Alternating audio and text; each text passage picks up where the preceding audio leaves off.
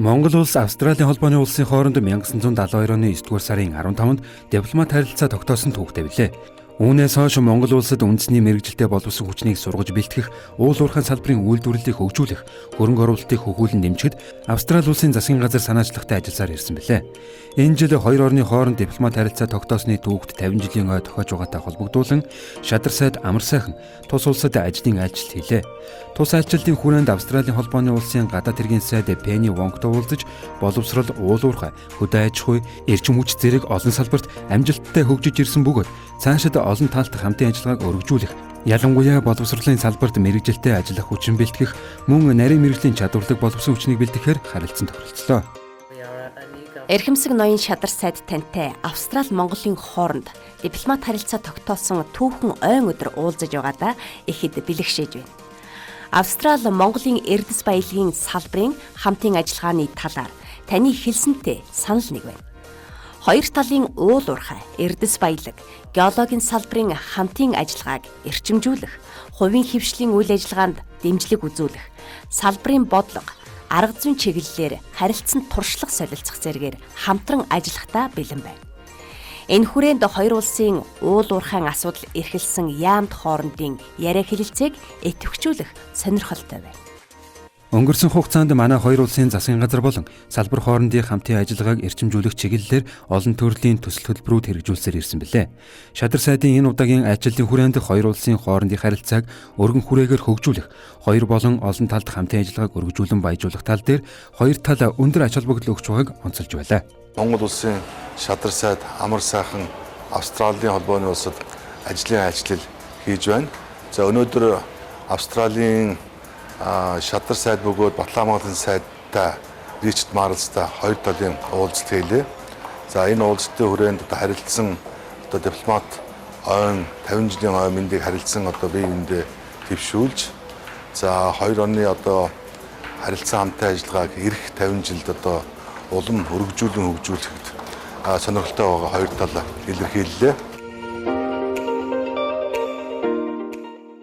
Монгол улсын Шадар сайд Амар сайхан, Австралийн холбооны улсын Шадар сайд Ричард Марлс, аж үйлдвэр, шинжлэх ухаан, эрдэс баялагын яамны төрийн нарийн бичгийн дарга Жэйн Уркахаар Австралийн эрдэс баялагын зөвлөлийн гүйцэтгэх захирал Таня Констебл нартай уулзах үеэр Монгол улсын засгийн газар нь Австралийн холбооны улстай хөгжүүлж буй харилцаа, хамтын ажиллагаанд тэргүүлэх ач холбогдол өгдгийг цохон тэмдэглэж, ойрын жилүүдэд хоёр улсын харилцааны өнөөгийн төвшинг ахиулах тал дээр анхаарч ажиллаж байгааг онцоллоо.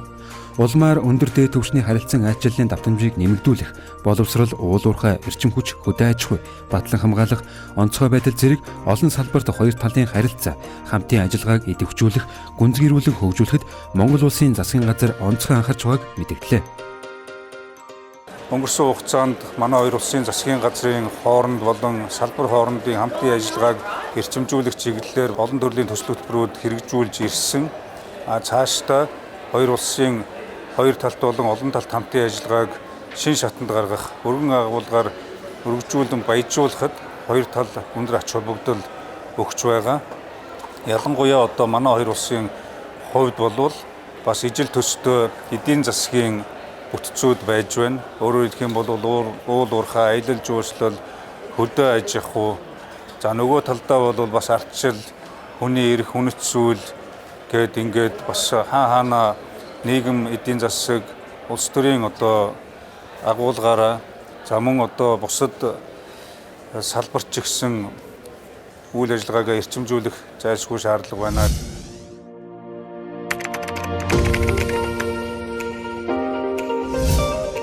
Нэгдсэн үндэсний байгууллагын гамшигын эрсдлийг бууруулах газраас Австралийн холбооны улстай хамтран тус улсын Брисбен хотно 2022 оны 9-р сарын 19-ноос 22-ны өдрүүдэд гамшигын эрсдлийг бууруулах Аз номхон нэлээд сайд нарын баг хурлыг зохион байгуулж байна.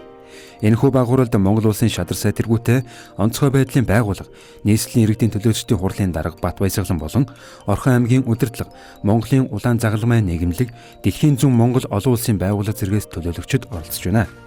Тус баг хурал нь гамшигын эрсдлийг бууруулах Аз номхон далайн бүс нутгийн платформ бөгөөд хямралаас гамшигыг даван туулах чадвар руу сэдвийн дор зохион байгуулагдсан юм а. Excellency Ms. Mama Mizutori, the Special Representative of the United Nations Secretary General for Disaster Risk Reduction, Эрхэм мөндөд нэгдсэн үндэсний байгууллагын ерөнхий нарийн бичгийн даргын гамшигын эрсдлийг бууруулах асуудал эрхэлсэн тусгай төлөөлөгч хадагтай Мами Мизутори энд хүрэлцэн ирсэн эрхэм мөндөд зочид төлөөлөгчдөө хямралаас гамшигыг даван туулах чадвар руу гамшигын эрсдлийг бууруулах замаар Аз номхон далайн бүсийн ирээдүйг өөрчилж шинжлэх нь уран дор Аз номхон далайн улс орнуудын сайд нарын 3 дугаар баг хурлыг зохион байгуулж байгаа Австрали улсын засгийн газар нэгдсэн үндэсний байгууллагын гамшигын эрсдлийг бууруулах газарт Монгол улсын засгийн газрын нэрийн өмнөөс болон хувиас гүн талархал илэрхийлье. Нэгдсэн үндэсний байгууллагын гишүүн улсууд бид 2015 онд батлагдсан гамшигын эрсдлийг бууруулах Синдаин үйл ажиллагааны хүрээ баримт бичгийг хэрэгжүүлэх зорилттой хугацааныхаа дунд ирээд байна. Бид 2015-аас 2022 оны хугацаанд Синдаин үйл ажиллагааны хүрээ баримт бичгийн хэрэгжилтэд олсон ололт амжилт, тулгарч буй сорилт, хүндрэл бэрхшээлийг дүгнэн хэлэлцэж, тулгарч буй асуудлыг цаашид үндэсний болон бүс нутгийн хэмжээнд хэрхэн шийдвэрлэх арга замыг онцлон хэлэлцэх болно. Ингээд Синдаин үйл ажиллагааны хүрээ баримт бичгийн дунд хугацааны тайлангийн хуралдааныг нээж байгаадаа баяртай байна. Өнгөрсөн хугацаанд тус баримт бичгийн хэрэгжилтийг хангахдаа тогтвортой хөгжлийн хөтөлбөр 2030 уур амьсгалын өөрчлөлтийн эсрэг Парисын хэлэлцээрийг бүрэн дүүрэн дэмжиж, эдгээр баримт бичгийн зорилтыг өөрийн улсын болон бүс нутгийн онцлогт нийцүүлэн хөгжлийн бодлого төлөвлөлтөнд тусган хэрэгжүүлэхээр чармаан ажилласан билээ.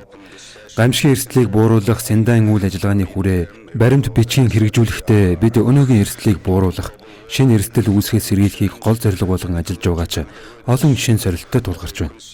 Манай бүс нутагт тохиолддог гамшигын давтамж, хамрах цар хүрээ, нийгэм эдийн засагт учруулах хохирлын хэмжээ, уур амьсгалын өөрчлөлт, экологийн доройтлын улмаас улам бүр нэмэгдэж байгаагийн зэрэгцээ шинэ болон шинээр сэргэж буй гамшиг аюулт үзэгдэл тохиолдох боллоо.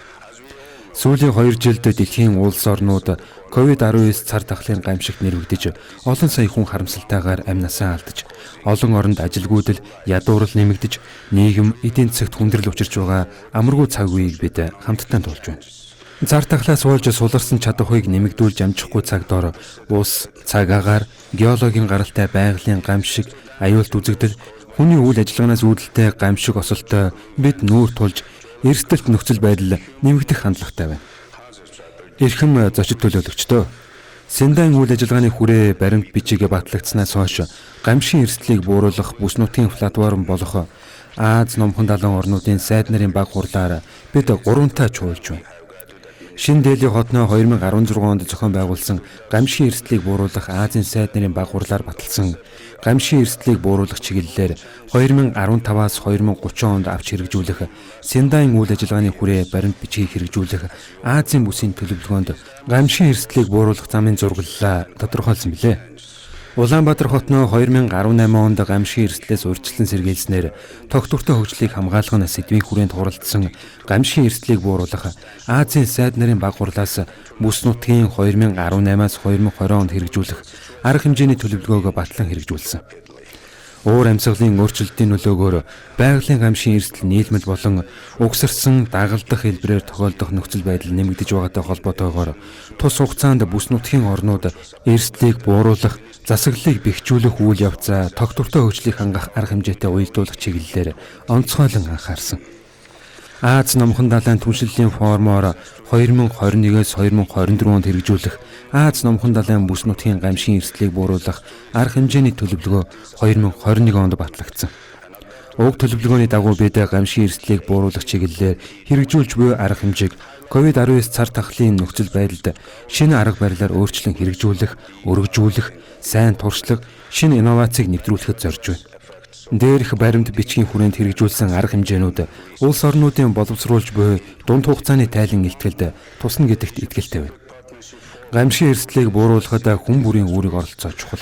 Иймд гамшигын эрсдлийг бууруулах үйл ажиллагаанд оролцогч бүх талууд, ялангуяа иргэний нийгмийн байгууллага, шинжлэх ухаан судалгааны байгууллага, бизнесийн болон хувийн хвшлийн байгууллага, улс орны гамшигыг даван туулах чадварыг бий болгоход ихээхэн оролцоотой. Оролцогч талуудын 2015 оноос хойш хэрэгжүүлсэн санал санаачлаг, судалгаа, техник, технологи, инновац, ололт, хүндрэл бэрхшээл, цаашид талуудын анхаарах бүх арга хэмжээг энэхүү дунд хугацааны тайлан илтгэлд тодорхойлон оруулж байгаа гэдэгт эргэлзэхгүй байна. Аз номхон далайн бүсийн гамшигын эрсдлийг бууруулах, түншлэл хамтын ажиллагааг бэхжүүлэхэд Монгол улсын засгийн газар бүс нутгийн улс орнуудтай цаашид ч бүх талаар хамтран ажиллахдаа таатай болно.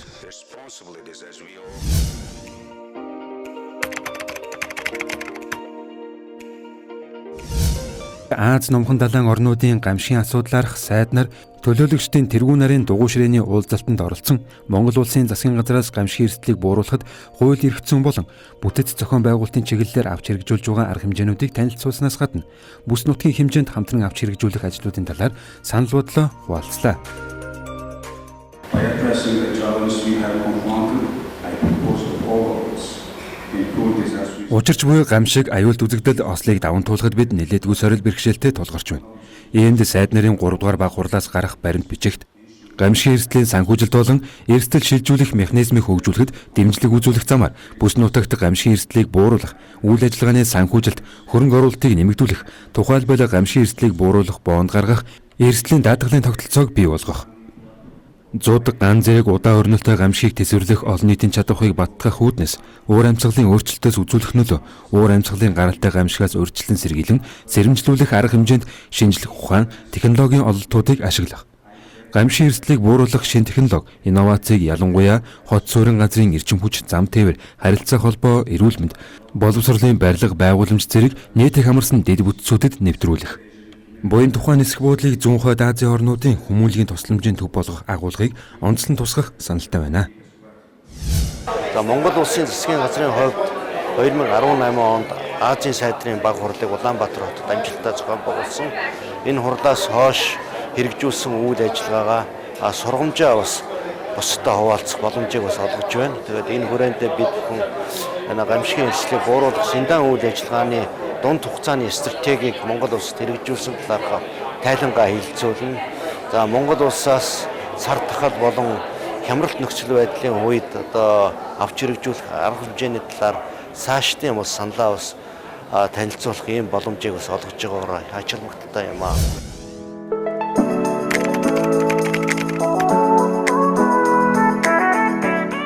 Монгол улсын шадар сайд амар сайхан гамшигын эрсдлийг бууруулах сайд нарын баг хуралд оролцох үеэр нэгдсэн үндэсний байгууллагын ерөнхий нарийн даргын гамшигын эрсдлийг бууруулах асуудлаар тусгай төлөөлөгч хадагтай Мами Мизуторитой уулзах үе Монгол улсын засгийн газрын хэрэгжүүлж байгаа гамшигын эрсдлийг бууруулах үйл ажиллагааг өндрөөр үнэлж улс төрийн манлайлал өндөр бууга онцлон тэмдэглэлээ.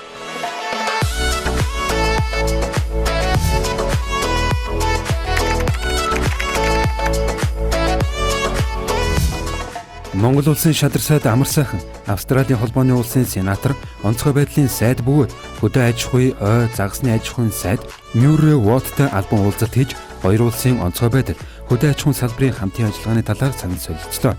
Монгол улс Австралийн холбооны улсын эдийн засагт чухал үүрэг гүйцэтгэдэг хөдөө аж ахуйн салбарын хамтын ажиллагааг өргөжүүлэх, харилцан ашигтай төслүүдийг хэрэгжүүлэх нөөц боломж их байгааг талуу тэмдэглэж, нөөц боломжийг бүрэн дүүрэн ашиглах сонирхлоо илэрхийлэв. Мөн дэлхийн дулаарл уур амьсгалын өөрчлөлтөөс улбаалсан байгалийн гамшигт үзэгдлүүдийн эрсдлийг бууруулах, энэ чиглэлээрх Аз номхон далайн бүс нутгийн хамтын ажиллагаанд идэвхтэй оролцох, харилцан туршлага солилцох нь ач холбогдолтойг талууд тэмдэглэв.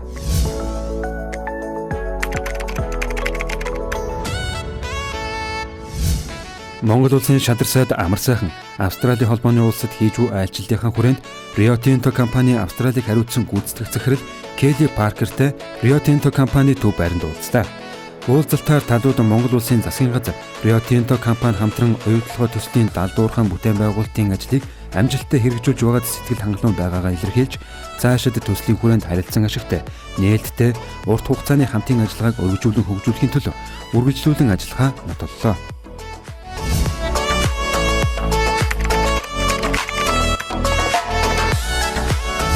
Гамшигын эрсдлийг бууруулах Азийн сайд нарын 2 дугаар баг хурлыг 2018 онд өөрийн оронд зохион байгуулсан Монгол улсын засгийн газар халаага Австралийн холбооны улсад аль биесээр хүлээлгэн өгч, Синдан үйл ажиллагааны хүрээ баримт бичгийн хэрэгжүүлэх талаар тодорхой агцтай ажилласнаа бүс нутгийн улсуудад танилцуулсан нь үр дүнтэй ажил болсон юм.